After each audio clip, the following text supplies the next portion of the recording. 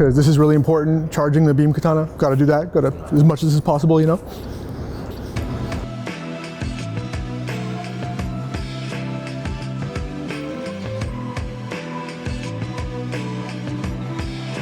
Yahtzee Crowshaw reporting from E3, still alive somehow. It's the end of the day, and we are here with one of my personal favorite game developers in the world, Suda-san himself, Suda51. Nice to meet you. Hi, nice to meet you. Hi. Three. So what's bringing you to E3? No More Heroes 3. Of course, Yeah. which we saw for the first time on the Nintendo Direct this morning. So what can you tell us about it at this point? 今回トレーラーでみんなに見てもらったっていうのは What you saw in the trailer today was, you know, as you saw, there's this kind of creepy looking dude just kind of chilling at home playing a game, and all of a sudden, you know, some weird stuff starts going outside. He goes outside and sees all these weird ass aliens coming out of nowhere, and he's feeling kind of like Will Smith in Independence Day. As for what kind of game everyone can expect, it's going to have a lot of the classic No More Heroes elements. You know, you got Travis with his beam katana. You're going to be going out and slashing dudes in half, cutting off heads, cutting off body parts, whatever, doing some pro wrestling moves. And there's going to be a lot of this because this is really important. Charging the beam katana, got to do that, got to as much as possible, you know. So that's the kind of game it's going to be. You say it's going to be more than No More Heroes fun, but of course there was a lot of differences between No More Heroes 1 and 2. The first one, of course, went for the sandbox map. The second one for the just the map screen and the NES mini games. Is it more like the first or more like the second? I guess I should ask.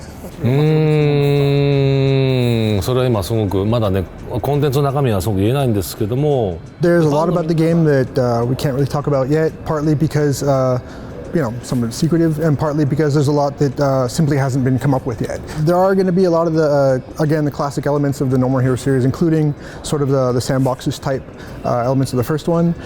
It's been 12 years since the first game came out, and in these past 12 years, sandbox games and, you know, what sandbox open world means has kind of evolved a lot.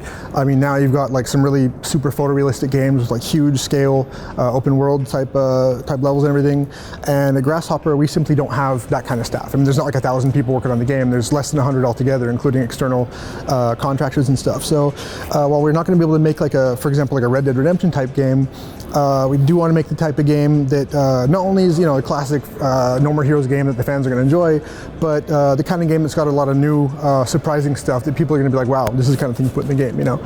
So yeah, it's going to be a good mix of classic No More Heroes action with a bunch of new, hopefully crazy, inventive stuff that hopefully the fans also dig as well. I did play Travis Strikes Again quite recently, and I noticed there was a lot of references to indie games in that. Is that something that Suda-san feels closer to than the AAA market, perhaps, the indie spirit? 近いし彼らの作り方っていうものはやっぱ僕らが若い頃作ってたスタイルとすごく近くて I feel that the way indie games are made and the way the studios work kind of is a lot closer to the way that, not only the way that I learned to work on games, but the way I'd like to work on games as well.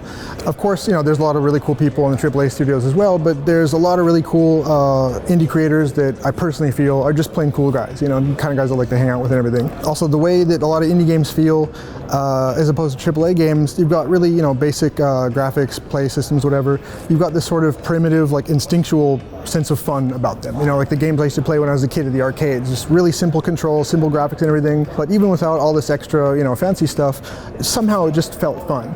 And just mashing buttons, playing with the controller, whatever, it was just fun to do. And a lot of indie games I feel are a lot closer to that kind of old school, classic style of fun video games that I grew up with. And are also the kind of games that I'd sort of like to make a return to as well. What I've always appreciated about you as a creator is that you do have that indie spirit, that you feel like more like an artist who wants to make something that appeals to them, rather than just a corporate thing that's like the thing that makes the most money. And the other vibe I got from Travis Strikes Again was that there was a sense of returning to No More Heroes after quite a few years since the last one. Would that be fair to say?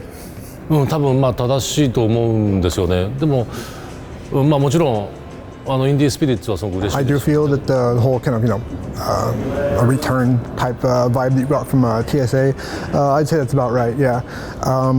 In several aspects. One is, you know, first there's a returning to the whole Travis touchdown and No More Heroes series. On top of that, that sort of signaled a return for Grasshopper, sort of to their, I guess, semi-indie roots in a way. For a while, the company had gotten pretty big, and it got to the point where I wasn't really able to, work really closely with everyone as much as I wanted to, all the staff. So we decided to sort of scale back the core team, make it a much more kind of close and personal working space. So now, kind of like back in the old days when we had maybe at most like a few dozen people, again at the most, I'm able to go around to the different staff members, and I know who they are, I know what they're doing. I can keep close, watching on what they're doing. I can offer them advice when necessary and stuff.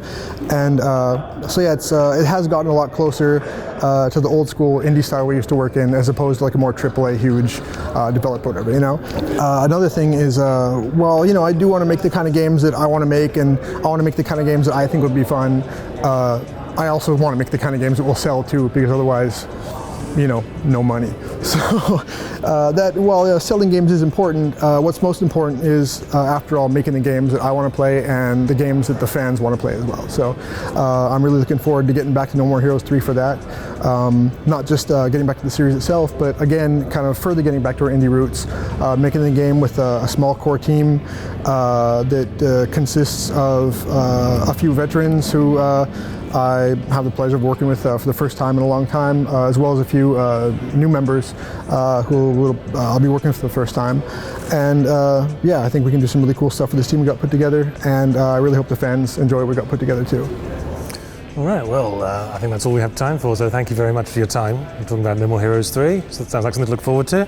Oh, thank you so much. Thank you. And I guess that wraps up E3 Day 1 for us, so I'm going to go to bed. Thank you very much. Good night. Bye-bye.